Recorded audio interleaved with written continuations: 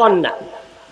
বড় কন্যার নাম জাইনাব, দ্বিতীয় কন্যার নাম রুকাইয়া, তৃতীয় কন্যার নাম উম্মে কুলসুম, চতুর্থ কন্যার নাম হলো ফাতিমাতুজ জাহরা রাদিয়াল্লাহু আনহুন্না। এই চার কন্যার মধ্যে আমরা সকলে জানি জান্নাতি নারীদের নেত্রীকে।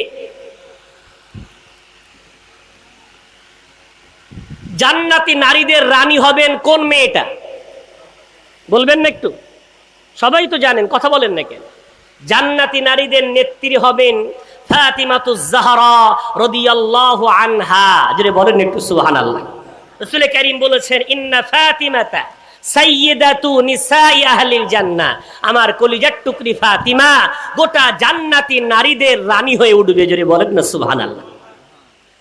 এই ফাতিমাতুজ জাহরা রাদিয়াল্লাহু তাআলা আনহার যখন বিবাহের বয়স হলো, দুনিয়ার মানুষ আমরা যারা বাপ, আমাদের যখন মেয়েদের বিবাহ দেওয়ার সময় হয়, আমরা বাপেরা জামাই যখন নির্বাচন করি, সম্পদশালী দেখে জামাই নির্বাচন করি। আমার মেয়েটাকে